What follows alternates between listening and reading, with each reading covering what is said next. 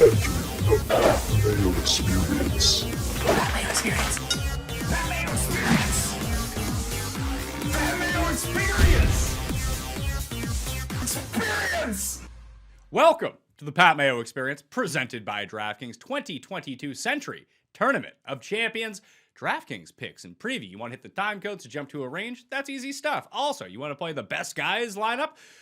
Then you can do that too, down in the time codes. Also, smash the like. Give me your favorite sleeper, low price sleeper this week in the comment section. Remember to sub to both Mayo Media Network and the Mayo Media newsletter. In the newsletter, it'll come out on Tuesday evening or Wednesday morning. Ownership projections that will get updated throughout the day. The final betting card, it'll all be in there. So go check that out on Substack. If you are searching for it through Google, or you just hit the description and find it. Listeners League link is down there as well, but it's full. So wait till the Sony Open. We'll make it bigger. See, that's what we do. We shorten it, we create the demand, and then boom, we explode that rake-free guaranteed money. Additionally, the show with Jeff Feinberg already out. The research show already out. The season preview shows already out. But the biggest thing you can do right now, besides joining fantasynational.com/Mayo to get that discount, is joining the one and done. We're half full for the Race to the Mayo Cup, $500,000 of guaranteed money in the 125 entry. One and done. You pick one golfer per week throughout the course of the year. You get their earnings. You can only use them once. It's a pretty low cost way to really have a lot of skin in the game, because realistically, it's like $4 a week or like $375 a week or something like that. So go to fantasygolfchampionships.com and you can go get that right now. You can have up to 5 entries. I got my 3 in. I still got some free giveaways to do. So if you rate and review the Pat Mayo Experience audio podcast, leave your Twitter handle along with a 5-star review on Apple Podcasts, you'll be in the draw. We're giving away that entry tomorrow. My pinned tweet on Twitter has another giveaway to do, and I'll have another one on Twitter coming a bit later on in the week. Ben Rasa from Awesemo.com is here to kick off the new golf year. You thinking about joining the $1,000 one and done? Because I am. Well, if you're going to do it, then I might have to do it. I wasn't thinking about doing it, but peer pressure. It's I love one and done. Super fun format. I played in yours last year, and it was just absolutely a blast. So I'm hoping to have a little better showing, but I'm excited to get things started. Yeah, well, I'm looking at it right now. The $1,000 one has 49 entries, and there's 22 people in it right now. So me and you, that's 24. It's $15K to first place. It's $10,000 second. Like, that's the one good thing about this. It's not like you go all year and like the guy who wins all the money. Even in the 125 Race to the Mayo Cup, like it's a $500,000 guaranteed prize pool. It's $50K to the winner. I think it's 35 to second. Like the payouts are pretty flat down the list. So if you're having a good year, you're gonna get money out of this. It's not like first gets paid, second gets something, and then you might as well finish last if you finish third. It's not like that. No, not at all. My biggest problem, I can't remember. I have to go full Memento style this year or something, because I just cannot remember to get my pick in at least twice a year. I just don't have a pick, and that's an absolute killer. But you can sign up for the text alerts. You can punch in your phone number, and like I do it, it sends me the thing like, oh, you haven't. I'm gonna need to do that on Wednesday night. It's like, you haven't made your pick yet. Do you want to do that right now? Here's the link. It's like, oh yeah, I should do that, and I never forget. It's great. Yeah, no, I need to do that. I can't. It's so bad, such a terrible habit. But yeah, let's have a year in the one and done. What do you say? Do you have any one and done tips for the people out there? Because I have tips, but I always forget to follow them, and then I don't do well. So that's a problem. Yeah, that is a problem. My tips, I don't get too crazy. I know some people probably get wild and map it all out. What I try to do is have a good idea with the majors specifically of who you want to use or who you think you might want to use, and kind of hold them back. I think the biggest debate, and I'm actually interested in what you think about this, when you have non-cuts like WGCs, do you tend to reach knowing your guy's going to get paid? Or you tend to take a top end guy knowing there's a lot of money out there? I tend to take a top end guy because history shows, especially at WGCs, that it's usually one of like the top 10 guys in the field that ends up winning. And I mean, the money for a win at a WGC is about on par. Like, it's a little less than a major, but it's way more than the other tournaments.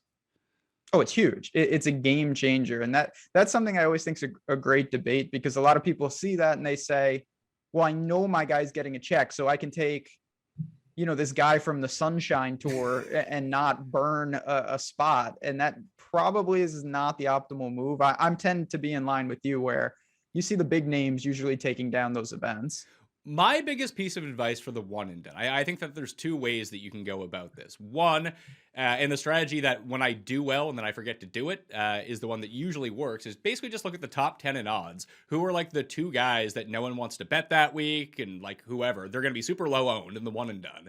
And they still have like as much win equity as probably the guy right next to them on the betting board who everyone wants to bet. Like even when we like go through, like when we went through the odds this week, like do you think that anyone is betting, like the one and done starts at the Sony Open next week, not for the Tournament of Champions, but like if you were to do it for this week, like no one is taking Bryson at this tournament. No one's betting him. No one's like playing him on DraftKings. No one's going to use him in the one and done. Not that you like want to burn Bryson. Maybe Sam Burns is a better example, but like these are all guys who are less than 20 to 1, and like no one really wants to take them.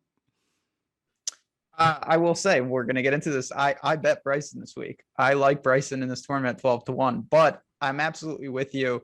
You know, the other key with one and done, it's amazing. You can endure plenty of missed cuts if you hit some winners. Like the top heavy nature of these tournaments, you want to be pretty aggressive. I know it's great to get a paycheck each and every week from your guy, but if you're not hitting winners, people will jump over you quickly. And that is one of the many, many factors in this. Well, we always do the 3-man one and done on the show between Jeff Cust and I usually have by far the most missed cuts, but I think I've won it every single year because if your guy doesn't finish inside like the top 3, it's kind of useless anyway. Like if your guy finishes T37, it's not doing you any good. Oh no, you get some of these tournaments, he gets an expensive meal out of it. It's like no money for the bottom of it. So it's definitely better to be aggressive and take your missed cuts with your top 10s. Yeah, you basically earn the equivalent of 1 bottle of Empire Maker wine. Yeah, that's for a top 20 if you're lucky, but yeah, no doubt about it. It's going to be really fun though. It's a great tournament, and as you mentioned, you have a slow start, that means nothing. You can get back in it at any time. Oh, absolutely. I want to run like some sort of props pool this year as well. That'll probably come after football ends. So keep, there's a lot of stuff. There's a lot of different contests that you can get into, but we're here to talk about DraftKings today. It is a no-cut event this week. 39 players in the field, Kapalua. Every year since 99, we've seen this in Hawaii. Primetime golf, Ben. 7,600 yards, but it doesn't really play like that, although only one of the par 5s generally generates a lot of eagles, so it does allow the shorter hitters to still contend if they have their wedges and putting dialed in. So when we go to the very top of the board this week, you're going to see the number 1 player in the world, Jon Rahm, only $11,000 in a no-cut event. Not terrible. Morikawa and Thomas are 10-8 and 10-6. Bryson, your guy, 10-2. Vic, Big Dick Vic, $10,000. Those are the top end. Because those are the top end, and I have my opinions on these guys and who I like. But when you look at the $9,000 guys, how they're priced, especially versus the odds board, I think that there's going to be a lot of people that say, screw the 10K range. I'll take 3 9K guys. Very possible. The Cantley Xander combos and whatnot. I could see it. I also think, it's going to be very, very easy to go get Rahm if you want to. Best player on the planet. There's a lot of ways to start. For me, I like Bryson. I like JT. We know that Justin Thomas obviously can thrive here, but I think that Bryson, just because he's so unique and who knows what he's going to do, but obviously with generous fairways, I would assume he's going to take some aggressive stances. He obviously scores really well. And the other thing about Bryson, we all talk about his driving, rightfully so. When he really pops, it's because of he can get crazy hot with his putter. We've seen it so many times over the years, and that's something I think here will serve him very well. It's weird because I don't want to conflate the betting market with DraftKings because there's not much differentiation between the prices of these guys and the DraftKings game. That I'm not going to bet Rahm because I don't want to bet a guy who's 6 to 1 to win a tournament, especially when there's other like big name guys. Obviously, he's the favorite. Do you think that there's a chance that he ends up as the lowest owned of the 10K guys? No, I think that Bryson would probably be the lowest owned of them, to be honest. It's early in the week, so only 1,500 people have generated lineups so far on fantasynational.com/mail. 20%, where you can get all of this information and search whatever you want. Use the model, use the simulator, whatever. But I'm seeing Rahm as the lowest owned this early in the week. He's very comparable with Bryson right now, but it just seems like everyone's first click is Justin Thomas. Yeah, I think that's pretty obvious. I can't push back on that. I get it. He's done it. We don't have really recent form, so I think people look even more at tournament history, which to me in something like this would be kind of a mistake, to be honest. Not that it's a bad thing. Where do you think Hovland comes in amongst the 5? I think that there's just so much buzz around Hovland right now. Like, even when we did that draft, Kenny contemplated taking him number 1 overall, and he ended up getting taken number 3 overall, which allowed me to have Morikawa. Like, Morikawa is by far my favorite play of these 10K guys. Like, everything that you want out of Justin Thomas, you get out of Morikawa, except he putts better more often. Like, they both lose a lot of the time, but we always make the case that, like, oh, if JT just gains strokes putting, he's going to win the tournament. Essentially the same thing is true for Colin Morikawa, except he's more consistent with his irons. Well, I mean, his irons are in a class of their own, and it's just been so, I don't know, JT with the putter, obviously it's been a struggle, but long-term, I never really looked at that as a glaring weakness for him. I'm interested to see if that regresses in a good way this year. Certainly you're going to get a discounted ownership if you go off of JT. I also think in a tournament like this, I'm not sure how popular it will be, but you're going to have the opportunity to double click north of 10 and find plenty of value in the bottom. Yeah, if you want to build a unique lineup, which is kind of the key to this week, obviously having the winner is going to be, a big facet of this as well. But if you do the double 10, I think that's more unique because everyone's initial instinct, like I'm on the DraftKings page right now. Let's say I take Morikawa. Oh, who's my second guy in? Oh, Xander, $9,500. Perfect. Like, Xander and Cantlay are such easy clicks to be the second guy in that if you have the stones to fade those guys, I think you can take some pretty higher owned guys like around them, because that build in general is still going to be more unique if you don't have Cantlay or Xander. The issue is if you don't have Cantlay or Xander, you're giving up like 2 of the best 6 guys in the field. Yeah, no, I can already see how my year is going to get started, because I'm pretty interested in just skipping. I know it's not really a range. There's only 3 guys, but if you don't use a player in the 9K range, you're going to be pretty unique right off the bat. And I'm pretty interested in doing that with a lot of teams, starting Rahm and Bryson, JT and Bryson, and then bumping into the mid 8s where you've got the Deckies, Bergers, Cam Smiths of the world, and just hoping that Cantlay, Xander, and Burns don't win. If you can get by those 3, you're going to pick up a ton of equity. Yeah, I'm seeing right now in terms of the ownership projections, Cantlay coming in as the lowest of those 3 in the $9,000 range. It's not like no one's playing Cantlay, but everyone is playing Xander. People are just so smitten with Sam Burns right now, which is completely fair. No one was better during the fall swing than Sam Burns, really, outside of Vic. That maybe there's that recency bias playing in. Do you buy into? Not that it matters, because if Burns comes in 2nd or 4th, then he's still going to be worth what his price point is at $9,100. But we haven't seen a first-time winner here since 2008, and it was like an absolute jabroni. Daniel Chopra who won. Daniel Chopra, I assume that he's not here this year. I believe he's Swedish, right? He is, yeah.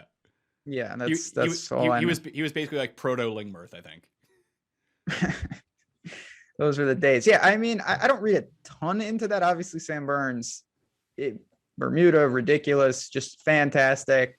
At the same time, he's being priced like all those things are true already. And we've seen that it's been true, but I'm more than willing to say, okay, I'm going to get a discount in probably ownership and clearly in price to, a handful of players that I feel just as confident are going to have maybe a better year than Sam Burns. And in this spot, I actually trust a little more. So if that's what beats me, listen, there's only 39 guys. You have to do something.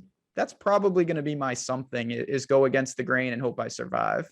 Looking at Fantasy National right now, obviously you click the star next to the player and you highlight them. They end up in your lineup builder, if that's how you want to go approach things. Now, it's not a 1-for-1 type deal. Just because you have Justin Thomas star doesn't necessarily mean that you're going to be using him in every single lineup kind of thing, but I'm just looking at the favorite percentage. So the amount of users that are on the site that have put a star next to certain players' names.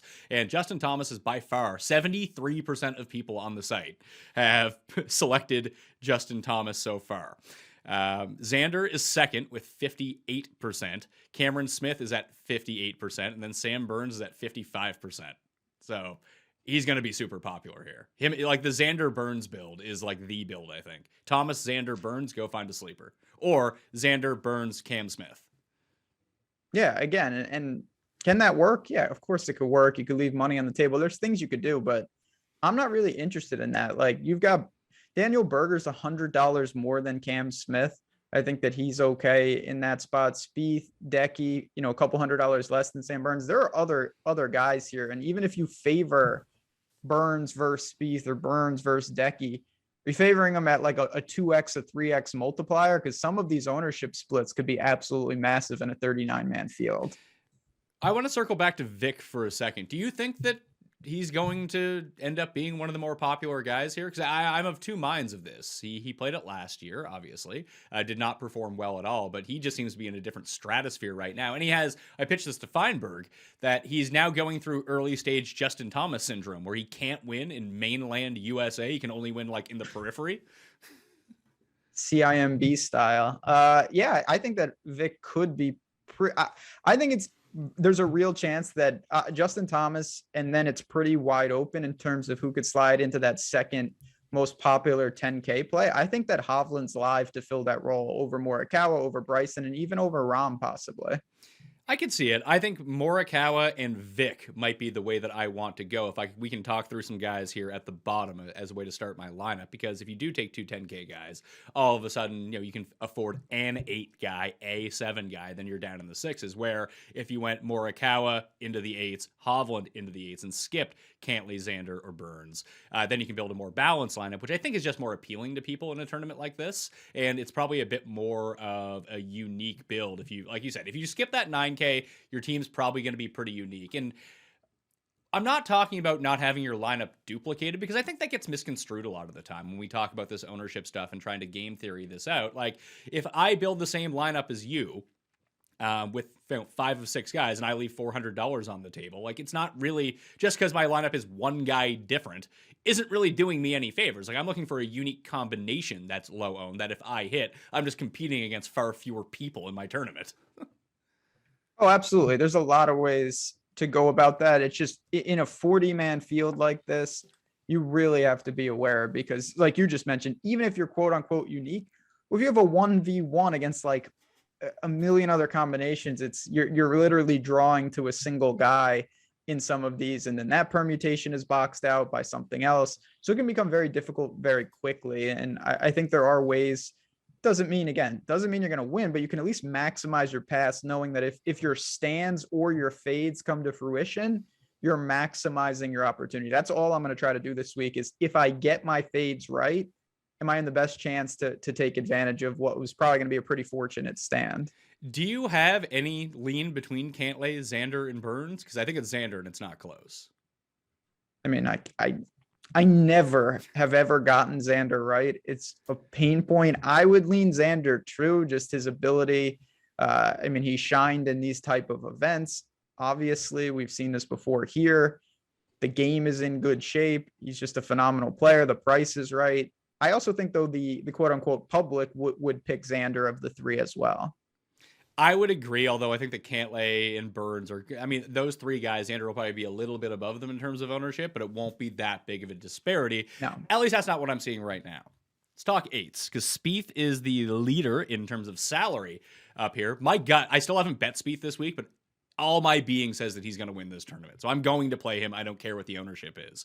Then you got Matsuyama, Brooks, Berger, Cam Smith, Sungjae, Answer, Finau at $8,000. Some guys are going to be popular, like I mentioned, like Cam Smith and Sungjae. Spieth will be like, they're all kind of popular. Smith and Sungjae, the highest of those guys, but Brooks, you might get single digit ownership on.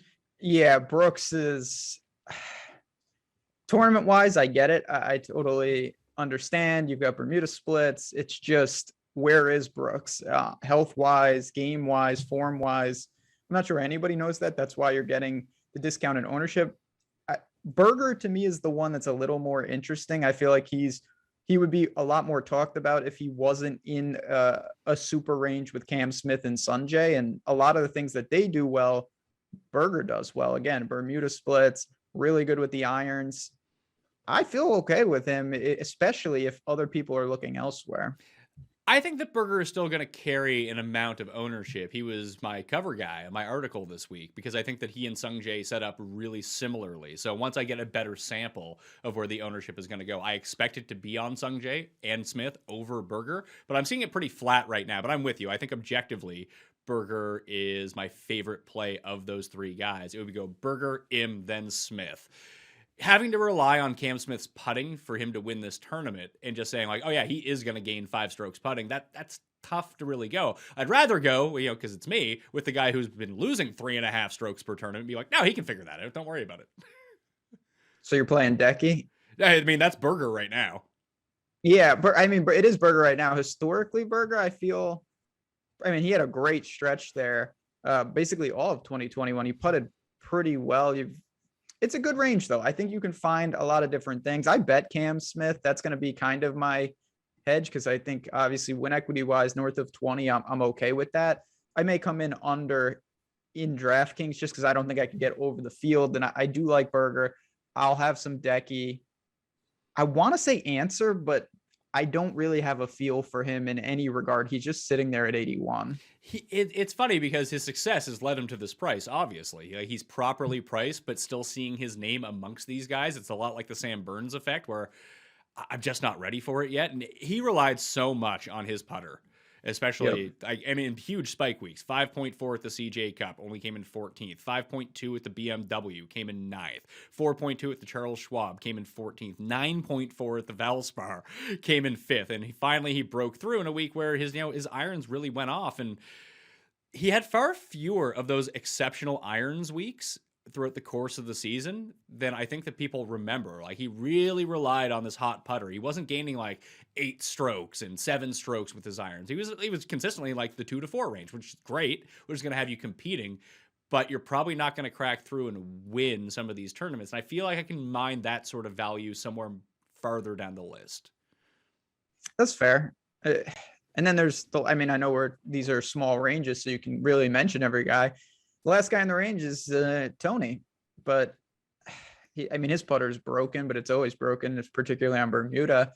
Another one, maybe an aggressive, like off the tee stacks with Bryson and whatnot, but I don't know where I come in on him. I think I'll be sticking more in the mid 8s than the lower 8s. I think I'm with you, and I think that a lot of people are going to see the same thing. Like, it's going to be hard to get defeat now, although that's a really juicy price for a guy that scores, especially DraftKings points, as well as he does. And so much of this is just going completely blind because we haven't seen really any of these guys. I mean, hell, some of them are like in true competitive fields in 2 months, maybe 3 months if they were at the Ryder Cup. Like, there has been a correlation between guys that played in the President's Cup in Australia 2 years ago, or played at that Australia Swing when that was available, or the QBC Shootout, or the Hero World Challenge, just because like you have a data point on them. They've played at least, I mean, competitive golf is probably a stretch, but if they were competing for something at least. Yeah. Again, this is a weird time of the year. You're going to see, I mean, the real edges will be like next week when it's like, oh, this guy, he was terrible at Kapalua. You can't play him, and then he'll win. That has worked out for me, by the way, in betting Sony. Like, terrible at TOC, goes out and wins. Kuchar, terrible at TOC, goes out and wins. Like, don't bother looking at the Kapalua stats. The only thing that really the indication point at the Sony is like the vast majority of Sony Open winners are guys that played at Kapalua. Now, is that because they're warmed up or because they're probably the best players in the field? That's up to you to decide. 100% on all of that. Yeah, I remember distinctly with but here I think, again, I'm a little different up top, so I'm not as worried about what I do in the 8s. And then we still have, like 50% of the field sub 8K, maybe even more to choose from. So it's not like our work is done just yet. Let's try to build a grouping from the sub 8K. Patrick Reed is the highest priced of all of these guys. He's at 79. Then you got the defending champion, Harris English. Kokrak, the Gooch. The Gooch is going to be very popular this week, by the way. I like the Gooch too, but his ownership might reach like 35%. So we'll wait and see with him. Leishman, Horschel. See, woo! Oh, you see, was even in the 6s. It's pretty condensed $7,000 range as well. The only one I have a star next to at this moment, like I bet Patrick Reed to win. I think that might be good enough for me. I might leave him off the DraftKings team. We'll see. Kevin Na is the one that people aren't using from this range. And I think a lot of it has to do with how poorly he's performed at this tournament in the past. Although on paper, I think this tournament sets up really well for Kevin Na because driver tends to mean less at this tournament than, I mean, there are certain years where the wind is with you, where DJ and Rahm, or hell, even Bryson this year, if that's the way that you wanted to play it, I get it, because that could prevail. But really, it's irons and putting in a scoring fest. And those are generally what Kevin Na does. We just need him to get hot with the putter. I mean, small sample size, but when you look at what he's done here, obviously his off the tee's been horrendous, but he hasn't done anything on the greens either. And that's what you're going to need to flip, even more so than the off the tee. That should be, you would hope, mitigated. I get it with Taylor Gooch, but what about Leishman? I mean, it's been a weird run. It seemed like he was hurt, and then he showed flashes, and now he's found some form, albeit at swing season events. I don't think people are going to go to Leishman. I am always a sucker to play him. I think he's just perpetually mispriced, underpriced, underowned. He's got experience here. I think Leishman is one of the better plays in the mid sevens. Good in the wind. Australians have done very well at this course in the past. I can completely buy it at $7,100, or $7,500. Sorry. But is there really that big of a difference between Leishman and Horschel, who's $7,000? No, I mean, Billy O is Billy O. I don't know. I like Leishman so much more just in life, but I guess, man, it's amazing. Billy Horschel somehow makes it here like every year. Huh. Does he play in this event every year? Like, he won twice last year. One was a Euro event, but he won the match play, and like he'll win like the Byron Nelson. Like he wears weird stuff. Yeah, he wins tournaments like no one is watching. Yeah, somehow still counts. Yeah. I mean, I have no problem. Again, there's only 39 guys. I have no problem with Billy Ho. For me, give me Leishman. Kokrak is going to be a guy that I know I'm going to get wrong. I don't know what to really do with him. Obviously, he looked great when you gained 9 strokes putting and 6.5 at Houston with the irons. That's going to work. I wonder if people are going to see that and maybe over-own him just because of the quote-unquote recent form. What do we do with Harris English? The defending champ who's like broken now. I don't know. I don't understand any of it. He's fallen off. It's only been a small sample, but he has looked horrible. And the putter, even though it's not terrible, it's regressed to just like normal levels, which is killing him on top of everything else. I'm not going to play him, but I wasn't playing Harris English for a long time, and he was just absolutely cooking for so long there during the summer. Well, I might have to go with you on Leishman as the pivot off of Gooch. I am going to play Kevin Na, and I'll make a decision on Patrick Reed. But Na is the only one. Na and Leishman are the two that I'll put the star next to a favorite right now before I construct all of my lineups.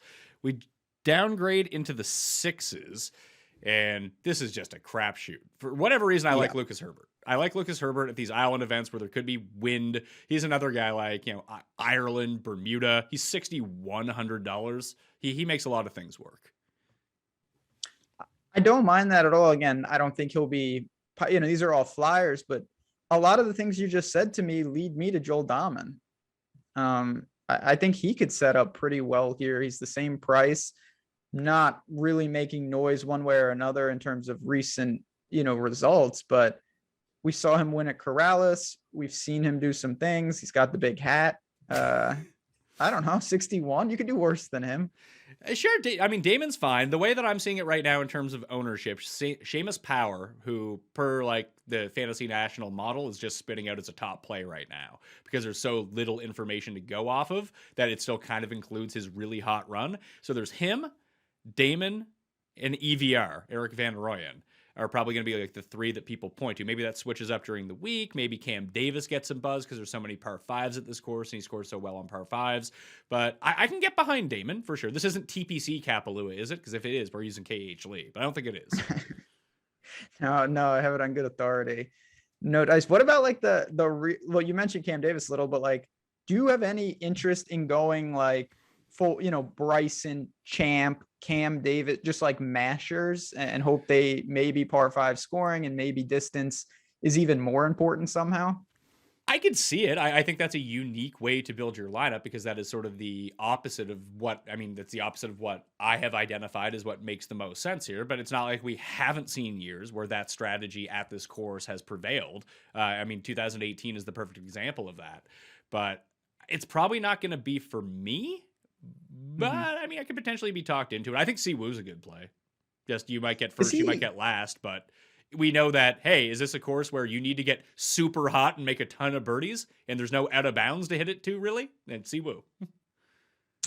Yeah, I have no problem with Siwoo. My question on Siwoo is a life question. Every year, I feel like they're like, man, what a bummer for Siwoo. This is his last year because he has to go to military stuff, and then he's just back the next year. Didn't I thought the Olympics that was it? I think that was his last chance to qualify to So, avoid his, because I think you have till 30 in South Korea to go. He's only 26. It feels like he's been around for 10 years. oh, so he could be all right. Well, I'll be dead and buried by the time he goes to military then, so we don't have to worry about that. 69 for Siwoo. Yeah. What about Homa? A couple hundred less. I saw a bunch of people. There was a site that was hanging a 150 to 1 on Max Homa, and everyone just kind of jumped in on that. I missed the number. Yeah, it crashed pretty quickly once people started betting it. I don't know what to do with him, to tell you the truth. He makes he makes a lot of logical sense. However, I don't know, I just don't see it from him. I never see it from him. That was the thing. Yeah, I have I mean, there's certain guys that maybe it's just luck or I tend to do, it's probably guys who win Wells Fargo. I like Homa and I tend to get him right. I picked him in our draft as well, so I'll be rooting for him the whole year. He's just someone I feel like he's never owned to how he should be. He doesn't have a great identifier of what type of courses or even skill set. To me, besides the putter, he's pretty well rounded. In a tournament like this, where there's so many weird factors, I may look to guys like that have almost like no identity, even like a Brandon Grace. Like no one's really talking about him. He's just sitting there. He's been kind of terrible, which makes it a little more dangerous, but just that concept, I guess. I think I would go with Higo over Grace. No real reasoning behind it, but I've seen Higo win these like super shootout tournaments before. I mean, that's basically what he did. The Canary Islands. Canary Islands, but even like, I mean, Palmetto was a little bit harder, but we saw how hot he got on, like, to watch him play, like, he bombs it off the tee. But, like, when he gets his wedges dialed in, he's pretty good around the greens, but, man, when he's on, he putts. And, like, he's walking in 12-footers wearing these, like, mid-90s weird Justin Rose glasses or like Florida Marlins outfielder glasses. Like Delana DeShields is probably wearing these glasses somewhere still to this day. He didn't need them at Olympic Stadium. Once he left the Expos, and all of a sudden he's out there just trying to get, you know which ones I'm talking about? Like the really big, like almost like Oakley glasses from back in the day. I know exactly what you're talking about. All too well. Yeah, listen, again, this is the type of tournament. I think you can build some lineups like that. You can get some pure, and that's the other part of this. Like, obviously you want your guys to play well, but if they don't come in the top, 5 to 8, it doesn't really matter. All that matters is streaks, bonuses, things of that nature. You're going to see wacky scoring, especially at an easy course like this. So you're going to need to bake in some upside, and certainly a guy like Higo can do that.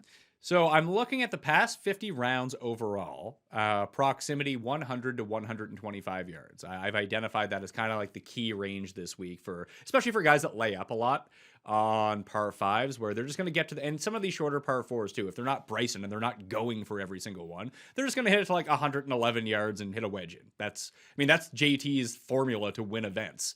Yes, we do see him go for it a lot of the time, but even I remember at Muirfield Village when they played the back-to-back, the Workday, and then they played the Memorial. At the Workday, they had that drivable par 4 every single day. JT, like Morikawa was going for it. Vic put it in the water when they were going down in contention. JT's like, yeah, I'll hit like a 7-iron to the middle of the fairway, and then I'll hit a pitch or an A or a gap wedge into it, and every day just put it like 2 feet from the pin. Like that is his money range when it comes down to it. So looking at those guys, Cam Smith, Taylor Gooch, Sam Burns, Joel Damon, Cameron Davis are your top 5. Do you know who number 6 is from that range? Seamus. Brooks. Wow. Thank God I said someone stupid, so you just told me I never would have said Brooks. Really? Yeah, I was surprised. Like the modeling ranks, my key stats rank out Brooks 14th over the past 50 rounds. And it's weird, like Brooks, Patrick Reed are really the two players, and their odds kind of reflect this too, is that you're not really betting for Brooks, you're not really betting on his stats. You're betting on his motivation to play, it seems like. And with Patrick Reed, you're just spinning a roulette wheel. It's like, oh, is the best player in the world showing up, or is Korn Ferry Patrick Reed showing up? Yeah, those guys are, and you can do this in golf more than other sports to me. just like macro buys. And I do that with some players where I'm just like, I'm going to play them for a month straight. And even if it looks awful, I'm going to force myself to do it because there's no rhyme or reason for why they'll turn it around. And when they do turn it around, I will get them at such low ownership that it will pay off for the misses. Now, some guys never turn it around and then they're Brandon Harkins. But if they do, I mean, you can really get a payoff. And I think Brooks fits that mold a lot. The best two players from the 6K range on par fives gained in this field over the past 50 rounds are Herbert and Seamus Power. After that, it's Max Homa. They're all inside the top 15. Herbert's the only one inside the top 10. Unfortunately, Herbert sucks at everything else. But that's it's not necessarily a macro buy for me on Herbert. It's more like, remember when, you play Aaron Wise every week anyway, and now he's good, that's so true. That actually works out. But for a while, it's like, is this course on the coast? So sort of like Graham McDowell? Like, does this course border an ocean? If it does, play this guy there for reasons.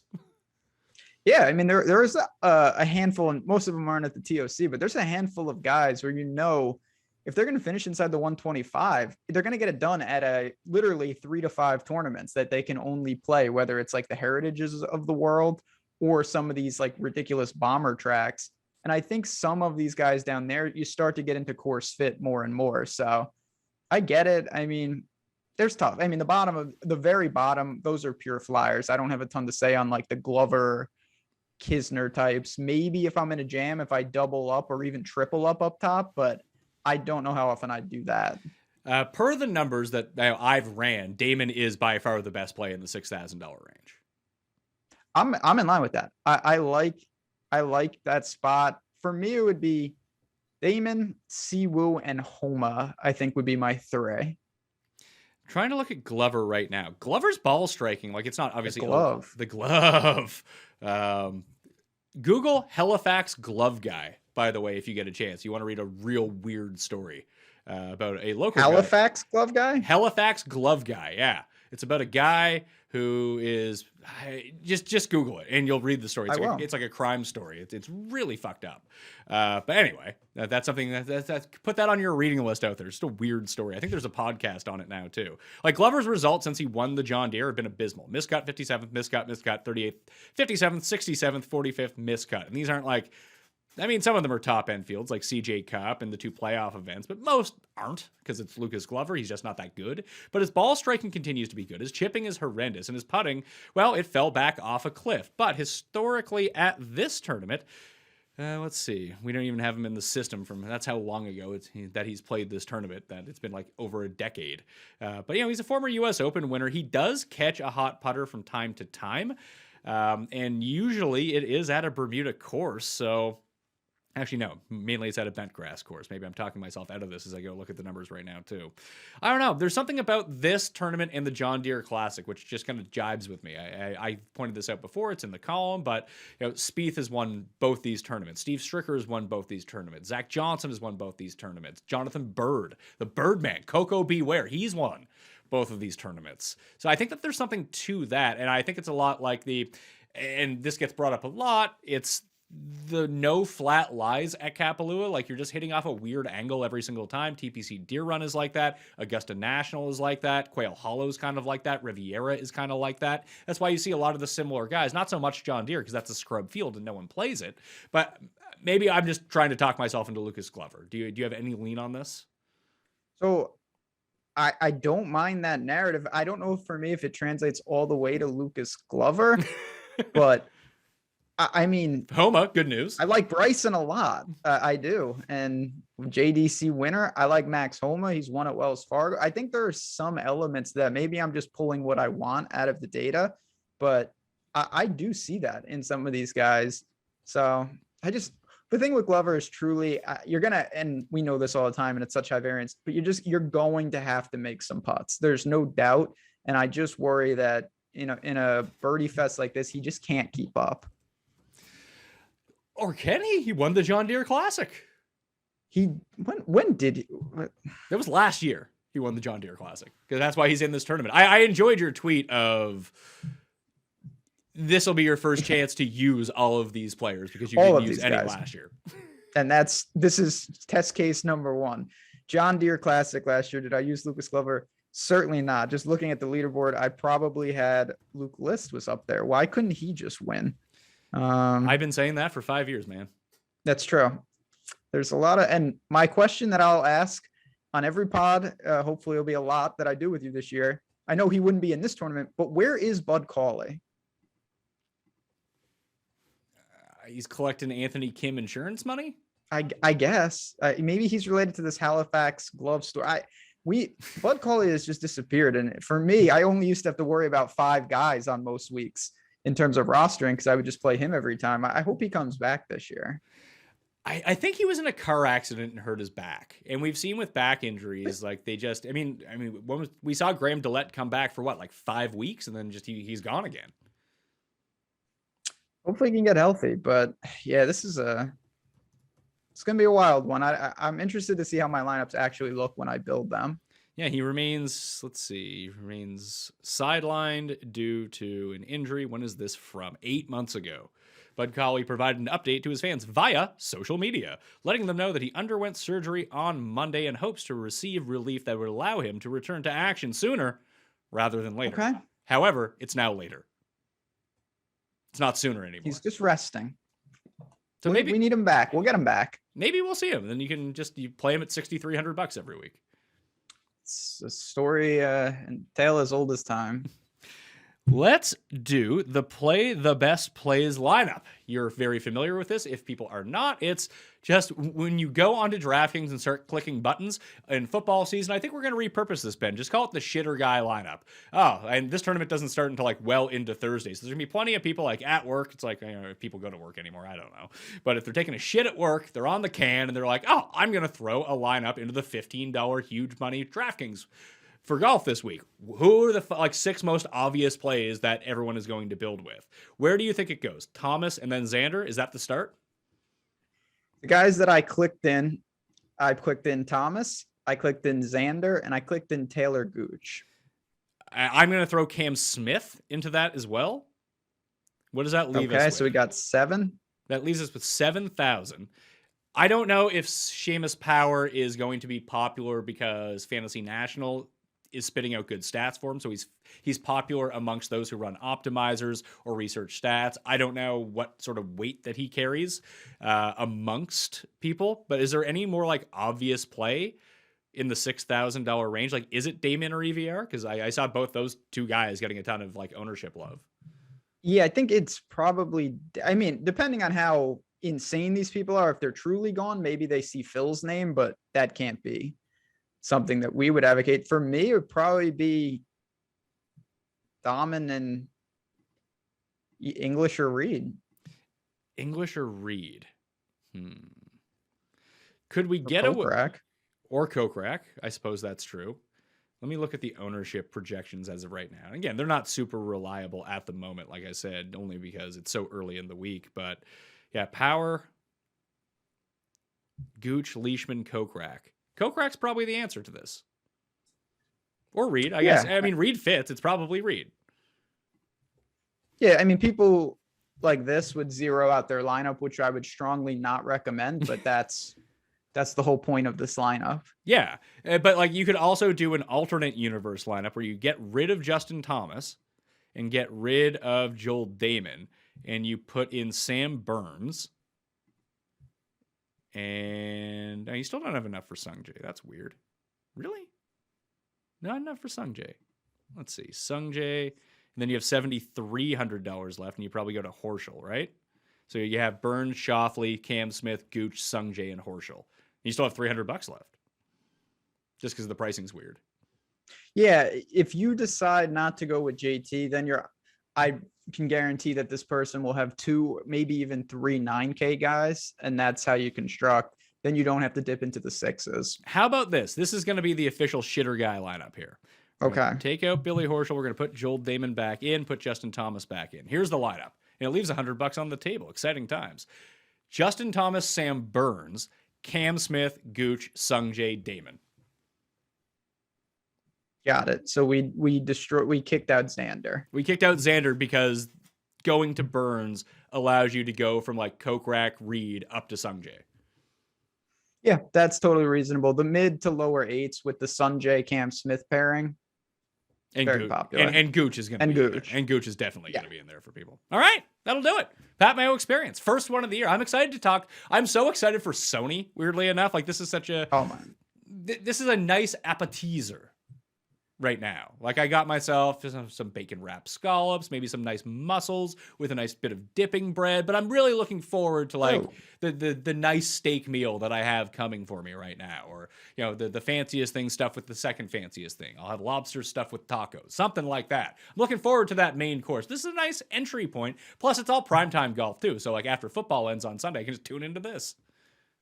Oh, it's going to be fantastic. Yeah, I can't wait. Now that college football is basically done, turn my attention to golf. I'm very, very excited. We get Shot Tracker. We get all the good sweats. There's really nothing better. All right, that will do it. Like I mentioned on the Pat Mayo Experience, rate, review, and subscribe to the Pat Mayo Experience audio podcast on Apple Podcasts. Leave a 5-star review, something you enjoy about the show, Twitter handle, or email address, and you're in the draw to get one of those free entries into the one and done tournament at fantasygolfchampionships.com. I do have a pinned tweet at the PME right now where I'm giving away another free entry. You can just go enter it, which you should do right now because it's filling up incredibly fast. Fantasygolfchampionships.com, the race for the Mayo Cup, $500,000 of guaranteed money. It's $125 to play for the year. It's not like it's $125 a week. It's for the year. Like I said, it's like $375 a week or something crazy like that. You have a free entry to give away. Do you know what you're doing? I don't yet. We're going to be doing some things over at Awesemo for sure. Obviously, we're covering these tournaments from every angle. Alex, me, Jace, the whole team. Very excited. So if you're looking for that, you're looking for betting content, DFS content, head on over, be part of the team. We'd love to have you as part of the community. And highly recommend fantasynational.com. Use /Mayo at the end and get yourself. Lock in that 20% off rate for life at whatever membership that you sign up for. We have a ton of members. It's a very useful tool. No one's giving you picks on fantasynational.com. It's the tools to make your own picks, the tools to generate your own lineups, look at ownership percentages, and make your own decisions. That's why people love it. fantasynational.com /Mayo. Smash the like on the way out. Sub to Mayo Media Network in the newsletter. I will see you next time. Pat Mayo Experience! Experience!